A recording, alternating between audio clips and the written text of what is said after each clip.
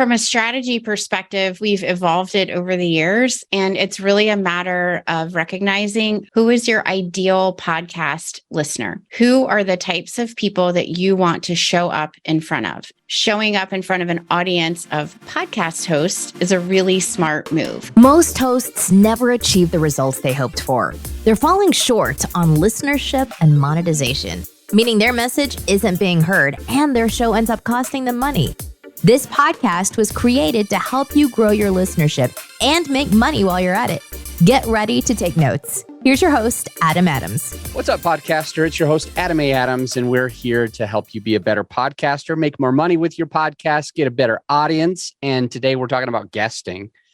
And if we talk about guesting, it's going to help you because I continue to say, even to my clients that are paying me, I let them know, hey, one of the best things you can do is just jump on other people's shows. And so actually, Angie Trueblood is somebody who has a company called the Podwize Group.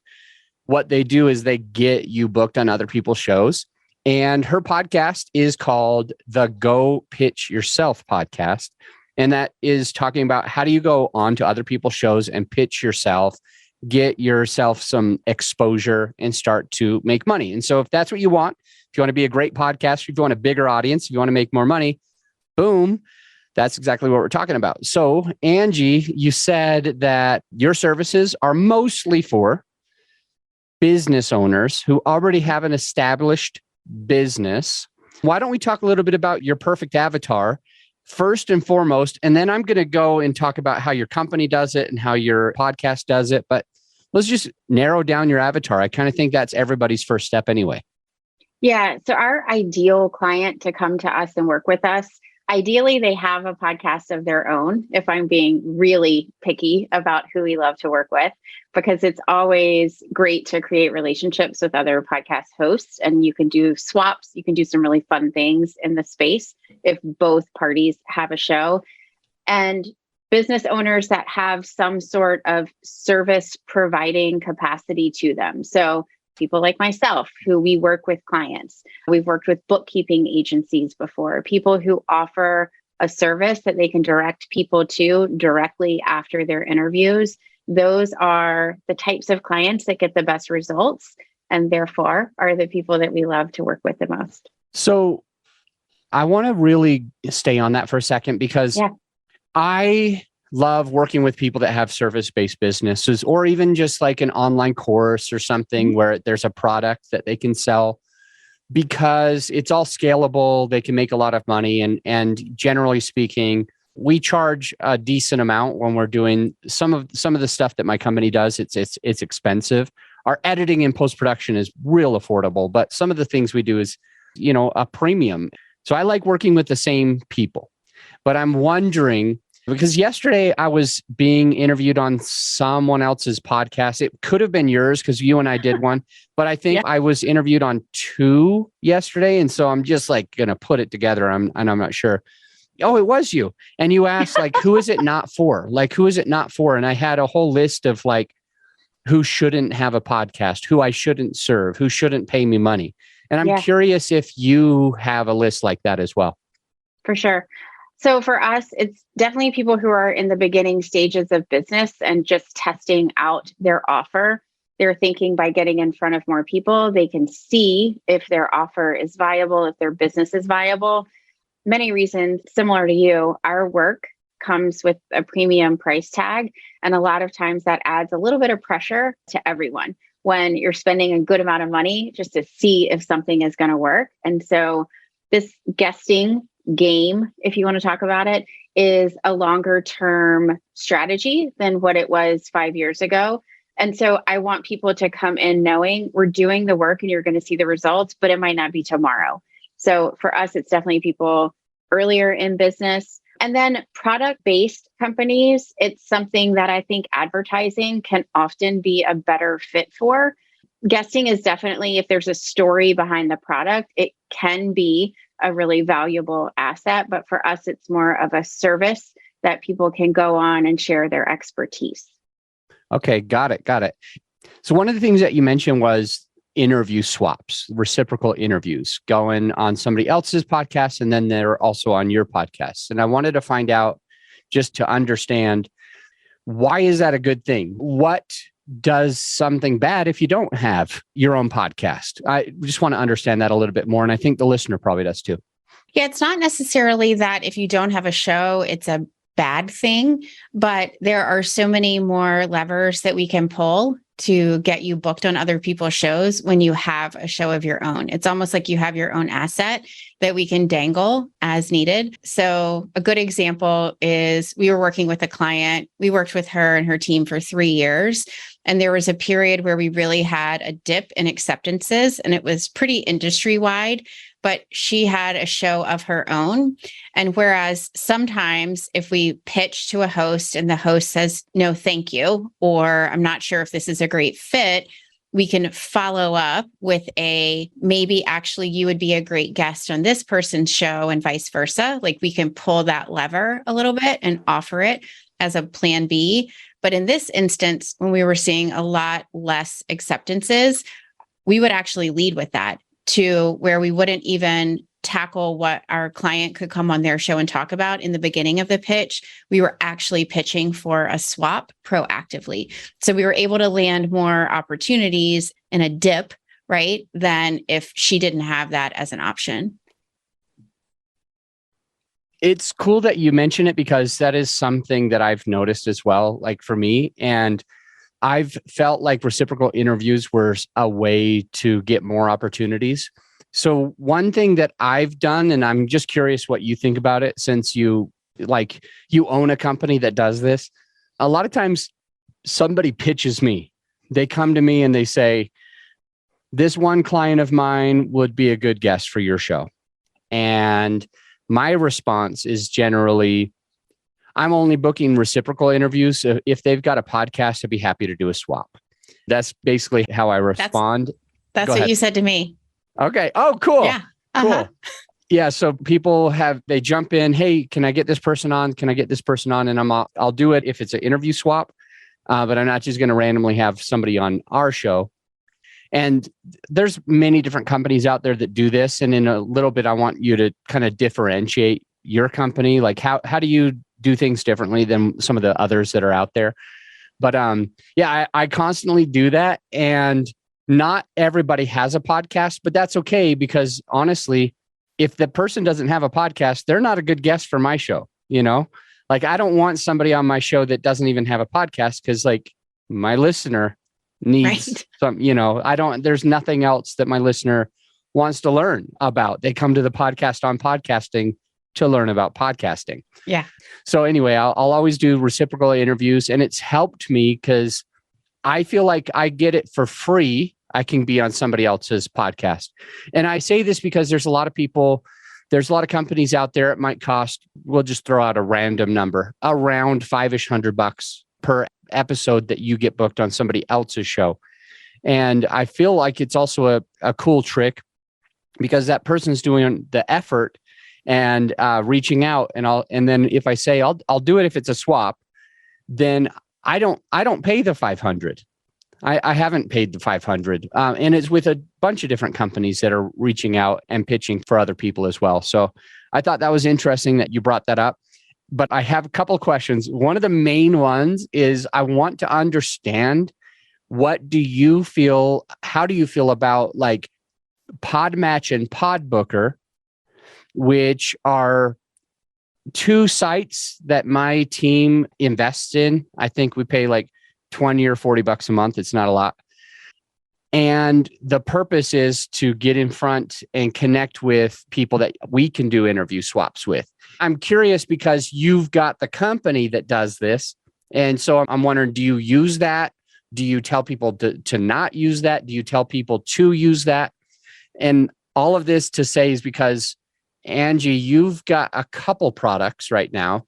Mm-hmm. One is where you just help people so that they can pitch themselves, which is really cool. I think you're the first company I've heard that does that. And the other is where you do it done for you, where you set all that up and then you pitch. So question now, a long-winded question. What do you think of Podmatch and Podbooker? So this is a really timely question for you to ask. In the past, and we actually recorded an episode on Go Pitch Yourself where we reviewed some of the different matching sites. Historically, I haven't been a huge fan because as a podcast host, I still get messages that are poor pitches. So just because you find a show on one of those sites that you feel like you would be a great guest on, it doesn't mean that you know how to connect with them and share why you should be a guest. So it's almost just and this is not specific to those services, but it is a breeding ground for poor pitches being, sent. And I'm not a big fan of that. One thing when I started the company was I want to rid the world of these robotic pitches that we get in our inboxes. And I feel like if you have a matching site, but there's no education on strategy or how to craft a human pitch, one that's actually looking to connect to people, you're really doing a bit of a disservice. That said, in the last 2 weeks, I did sign up for an agency account for Podmatch because we had a couple of clients who we just weren't getting the results that I hold myself and my team, like our standards. And I thought, well, let me get into a site and really see if we can use this our way strategically and connect with other hosts. And we've actually had some success, but it's because I know exactly the type of show that our clients should be guesting on. And so I'm not reaching out to everyone that we get matched with. We have our own criteria for the types of shows for them to guest on. So I think that's really, as someone who's pitching themselves, if you go into one of these sites and you don't have a clear strategy, you don't know your business goal, you don't know the size of the show that you should be connecting to, and then you have no idea what your best topics to talk about are, it is a waste of money. But if you have all that lined up, it's probably a great use of your time because it is really affordable. Some of them are even free. Yeah. There's a bunch that are. And what kind of account did you say you just signed up with Podmatch? An agency account. So what does that I reached out and asked, hey, I want to put a couple of our clients on Podmatch. Do you have pricing for agencies, which is what we are, like a service-based agency. And so I've put 2 of our clients on there. The first day we immediately got matched with someone who I would not have thought was an ideal fit, but then and one of my skill sets is being able to kind of craft, like to pull 2 people together and have a message that makes sense for both audiences. And so I reached out to our client saying, I think this is something that really could work with this type of topic. What do you think? She's like, yeah, let's go for it. Let's just try it. And so if you have someone or if you have that skill set, great. You and I talked yesterday, or you and I talked when we recorded for my podcast about really understanding your audience and what they expect from you. And that's the skill set of pitching, is knowing what topic to show up in front of other people's audiences and talk through. Yeah, like that. I like that a lot.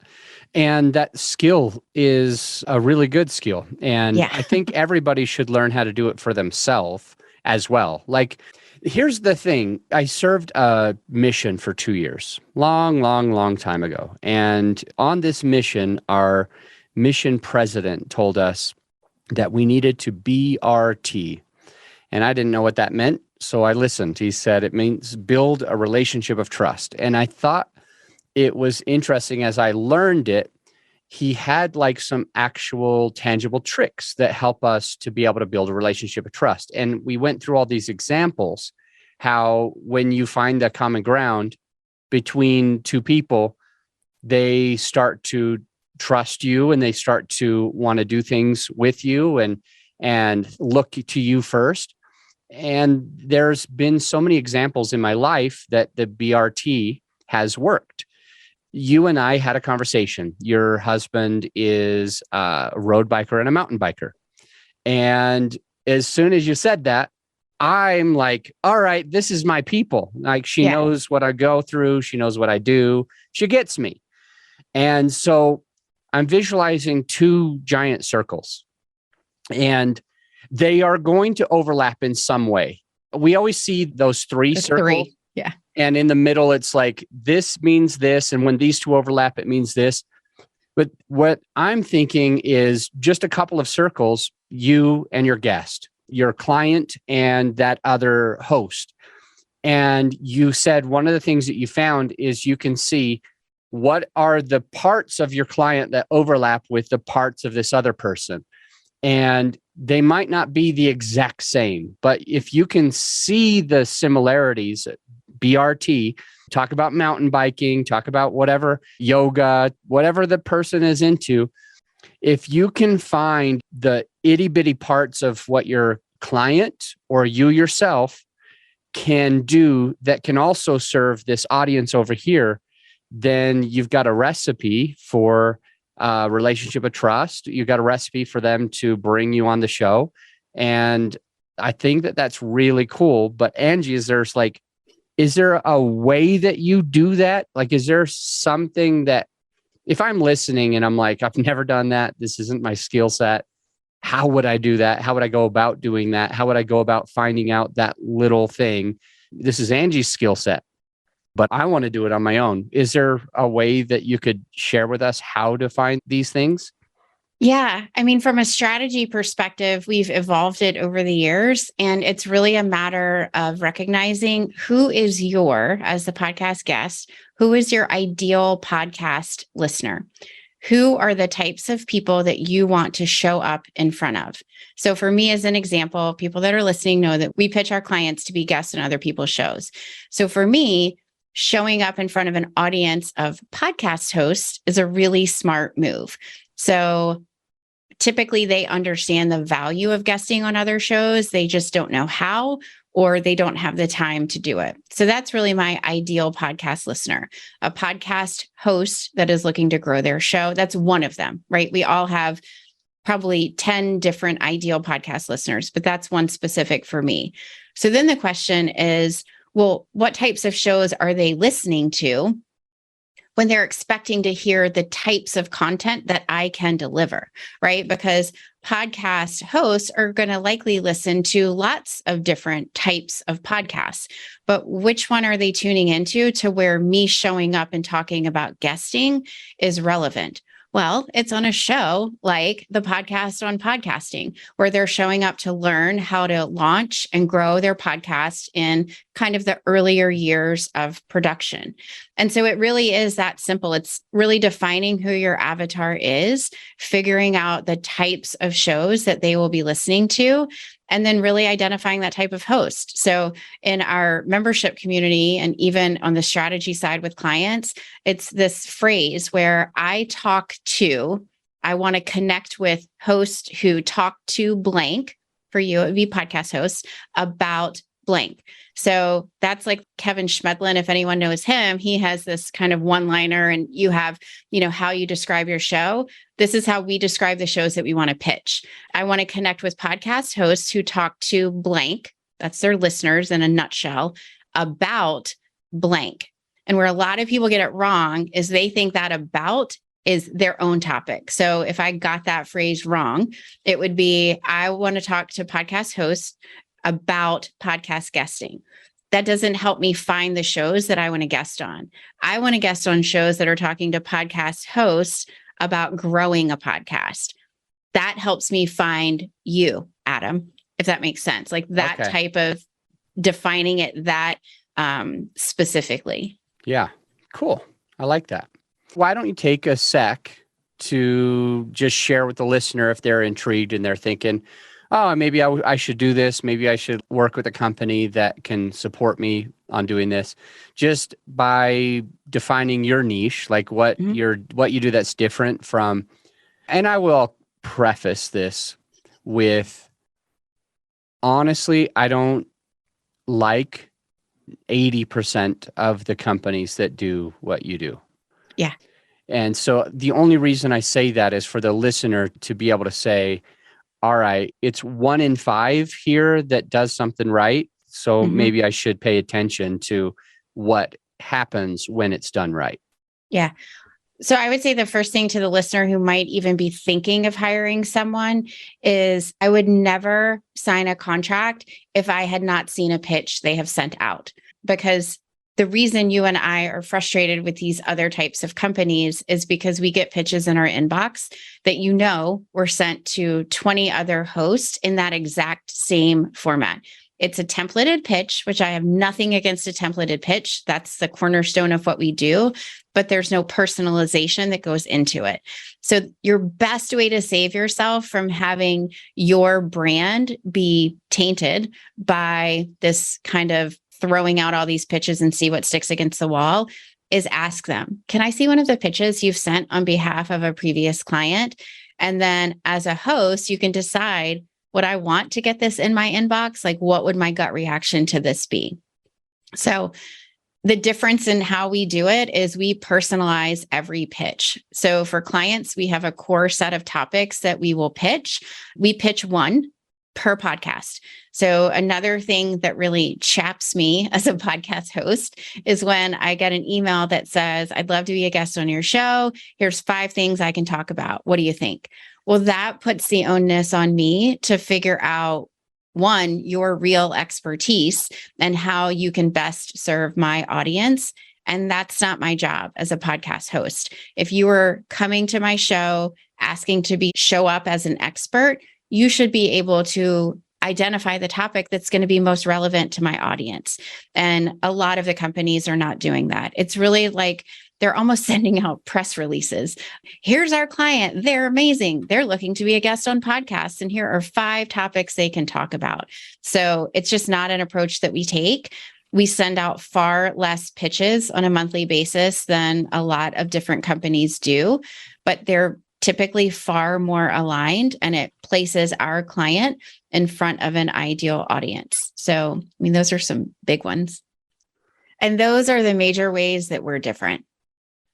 So one thing that I can't help but think is yesterday I had my buddy, a really good friend of mine. He became a friend first, and then he became a coaching client. And then he stayed as a friend, and we're in the same mastermind together. And he wanted a referral, but I got this huge, long text from him, a Facebook DM. And it's like, hey, brother, you mean a lot to me, blah, blah, blah, blah, blah, blah, blah, blah, blah, blah. I need a review, blah, blah, blah, blah, blah, blah, blah, blah. Here's the link, blah, blah, blah, blah, blah. Well, immediately I'm meeting a friend who flew into town. And so I'm driving as I get this, I'm driving home from that meeting. And I give him 2 voice memos, a 3.5-minute one and a 2.5-minute one. And my voice memos were like, bro, like, it seems like you're just copying and pasting this. Like, we have a way better relationship than that. And I said, here's 3 things you need to do differently. Here's 3 things, because I don't feel like you love me. I don't feel like you care. I feel like some virtual assistant just wrote something and just pasted it to dozens of your friends. And I feel like I'm just mixed in with that pack. And I thought we had a better relationship than that. And so the 3 things that I told him was that he needed to be short and sweet instead of long-winded. Instead of telling me all of the things, he just needed it to be short and sweet. The next one was not to send a link without permission. So like, you don't, on the very first message, send somebody a link. The third was that it needed to be personalized. And he's like, well, I kind of thought that was a little bit personalized. And I'm like, no, bro, it doesn't say Adam, it says brother. And in my second voice memo, I said, you know what would be badass? If you started these with voice memos instead of with written script. And then now I know you're like, Adam, what's up, man? This is what I need. This is what I'm looking for. And I'm reaching out to you to see. So anyway, I said, my company, we do marketing for other people's podcasts. And one of the things that we do, my listeners probably heard of the 5-3-5 method. The 5-3-5 method means you try to accomplish these 5 things in these 3 places using private messages, using these 5 takeaways: short and sweet, no links without permission, personalized, ask, don't tell, because most people tell, and it just kind of comes across wrong. And then the 5th one is to slow play, not to ask for marriage the very first time you meet somebody, but to get to know them.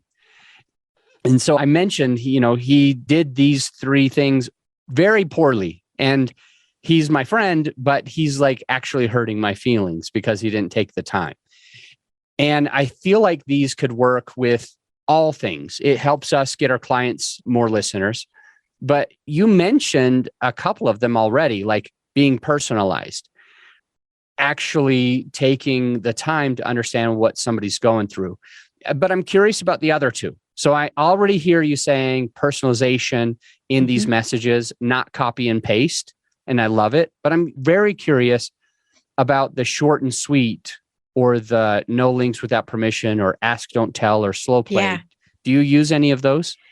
So we definitely use the ask, don't tell. And I never realized it until a host that I became friends with said, you're not assumptive in the pitches. You give me an out. And that's a lot of times the pitches that I see in my inbox are basically like, Angie, you would be crazy not to have this person on the show, rather than it being an actual, a pitch is an ask, right? It's an offer of, might this work out? Might this be a good fit for you? And that's how we see it, not as I'm trying to hammer this home to like really, squeeze out a yes. I want it to be a good fit for both people. So we use language even in the beginning of, I had an idea for a topic and I would love to get your thoughts on having Susie Q as a guest on your show.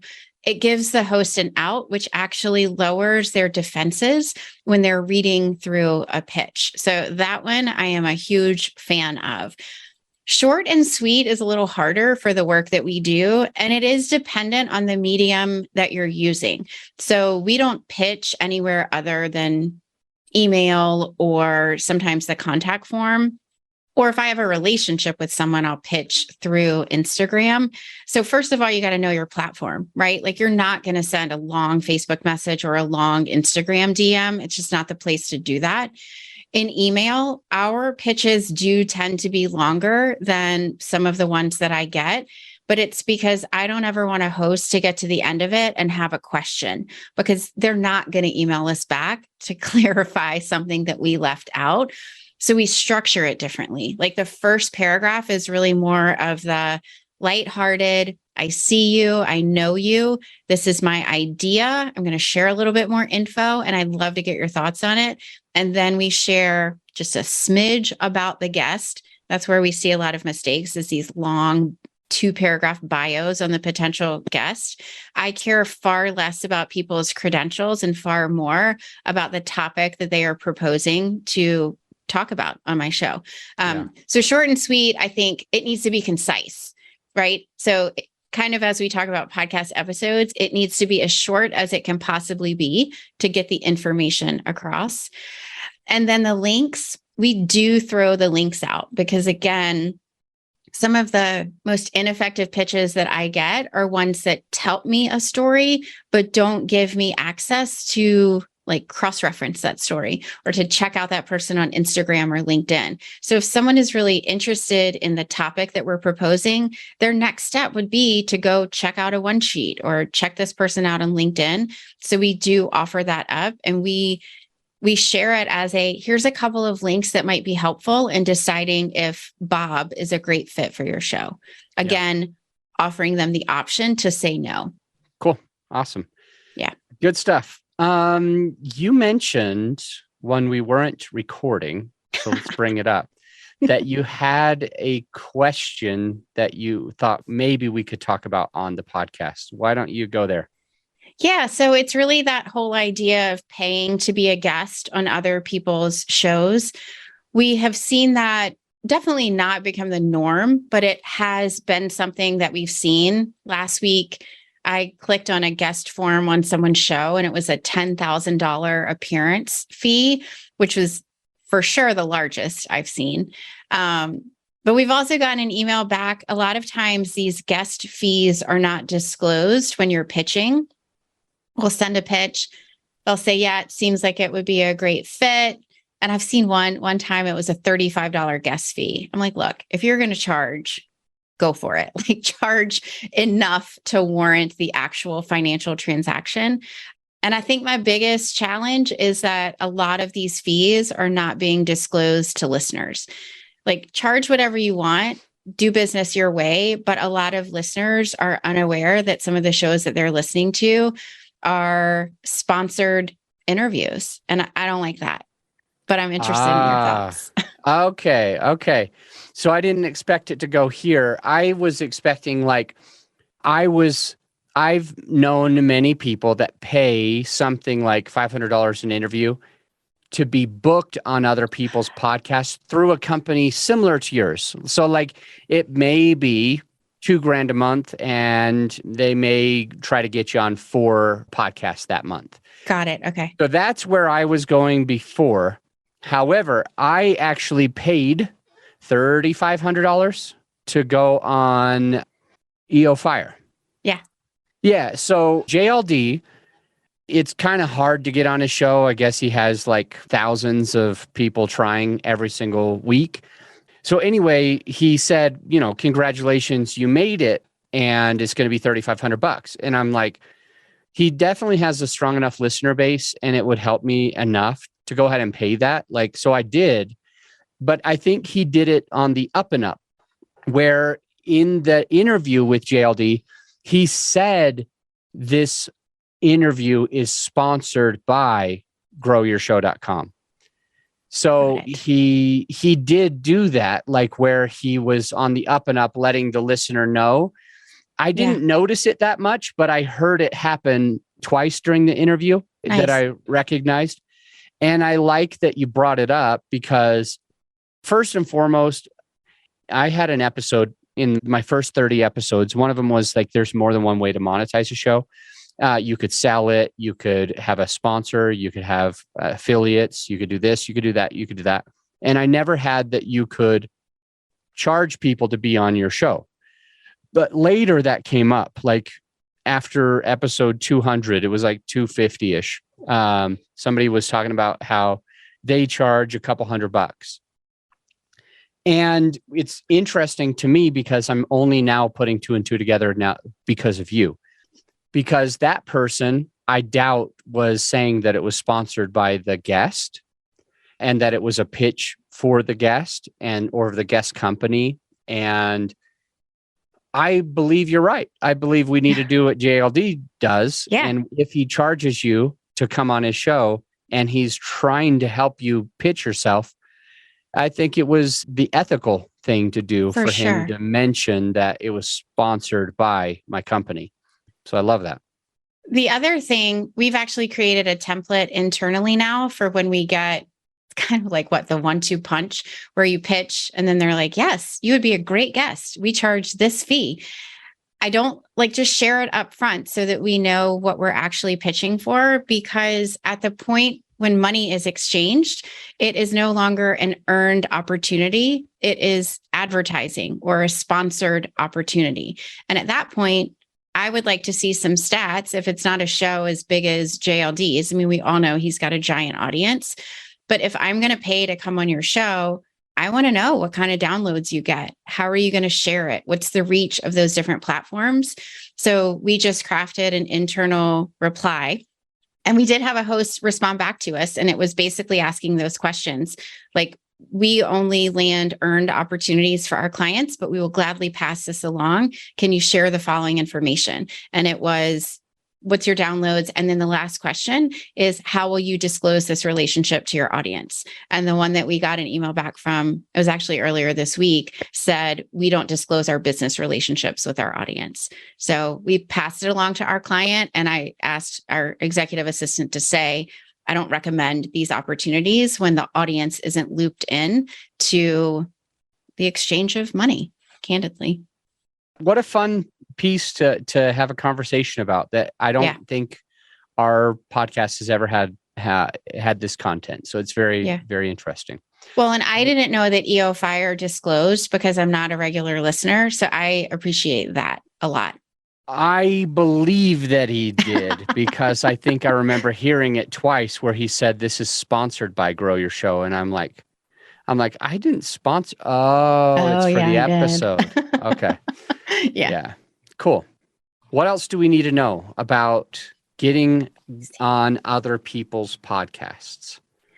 Well, knowing a little bit about your audience, that they are maybe thinking of starting a podcast, maybe they're in the very beginning stages of having launched it.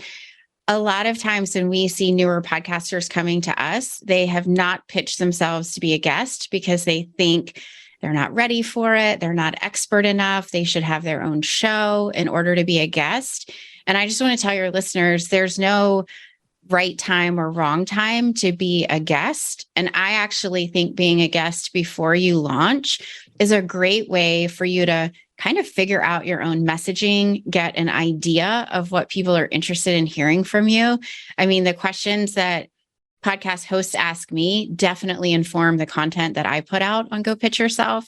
So I would just say you don't need to wait as long as you have the skills and the time to be able to guest. It's one of the best things that you can start. You don't need to wait until you're expert enough or have been podcasting for a certain number of years.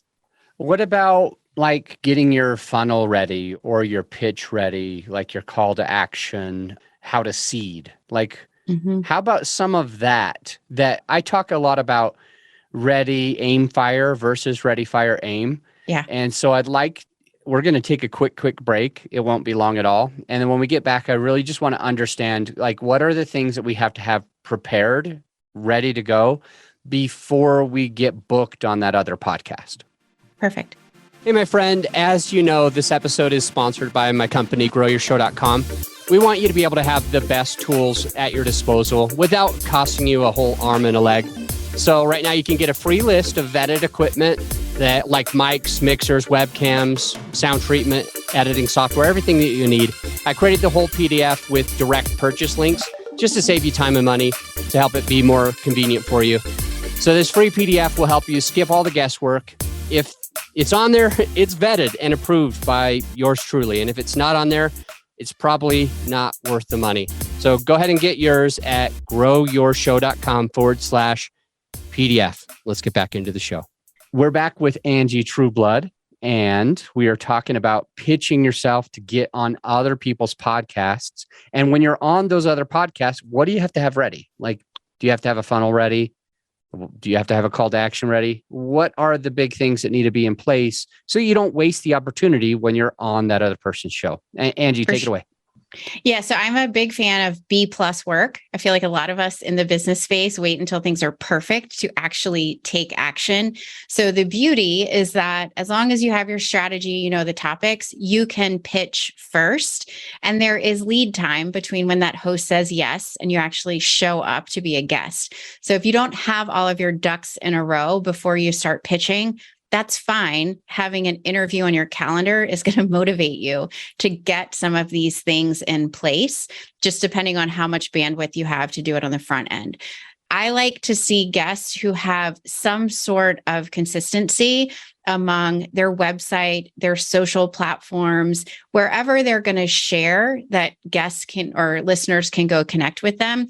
There needs to be some level of uniformity. So it seems like this is a grown-up business or a grown-up operation, right? You don't want it to be one handle on Instagram, totally different one on your website. Like, get that consistency. And then know where you're going to send people at the end of the interview. So there's two pieces of the interview that I think are really important. Know at the end, what is the action that you want that listener to take? Do you want them to go listen to your podcast? Do you want them to schedule a discovery call for you? Do you want them to sign up for something so you can get their email list? Be very clear on that. And you can offer a couple of different ways. You just need to explain it in an organized fashion. And then throughout the interview, plant those seeds so that you're not just surprising them at the end with the different ways that they can connect with you or work with you. So your listeners at this point likely know that I have a podcast called Go Pitch Yourself, and they know that we work with clients to pitch them or to develop their strategy. So at the end, they're not going to be super surprised when I throw those two things out. They already have context in their head around what that looks like and what the next step with me might be. So the more that you can like suss that out and prep for it, the better, really. All right. And what do you want the listener to do after listening to this fun hour with us? Yeah. I mean, it really depends on what level of interest. And this is what I always tell our coaching clients, what level of interest the listener has. I'm not a big fan of just saying one and like funneling everyone to that one spot, because we're adults. We can decide what we want. So if you're interested in checking out me, my approach on guesting and hosting, go listen to the Go Pitch Yourself podcast. And if you think you might want some support in pitching and guesting, you can go over to our website, thepodwizegroup.com/services. You can see what we offer. And there's a calendar right there that you can book a call and you and I can connect and talk through what might be a good fit. Boom. She did it so well. Mic drop. She could drop the mic. Yes. Awesome. Angie, thank you for jumping on the podcast today. I appreciate all the value. And we didn't talk a lot about your podcast or your history as a podcaster, or the pros or the cons, but I think we got some perfect content for our listener. And if they want to learn more about the strategy, they can go to your podcast, which the link is already in the show notes. Yep. Or if they want to talk about hiring you to develop a pitch or to have you do it all for them, then that link's also in the show notes. So appreciate you. Have a nice day. Yeah. Yeah. Thanks for having me, Adam. Of course. If you're listening, you probably know that every other episode is a solo episode, and I want to pour into you one-on-one, just you and me. So don't go anywhere. I'll see you on the next episode. You know, I really don't say this nearly enough. I don't mention this, and I feel horrible because it's a great resource for you to be able to take your podcast to the next level. And it's simply a free resource that I don't need your email or anything. It's just a podcasting course that I created that is ended up putting in the very first 6 episodes of this podcast.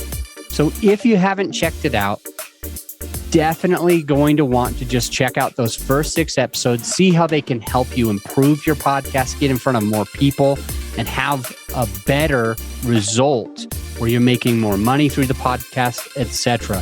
So much can happen after you listen through episodes 1, 2, 3, 4, 5, and 6. So if you haven't done it, go do it now. And by the way, if you're subscribed, you'll keep hearing more great content. So to those of you who are, I'll see you on the next episode.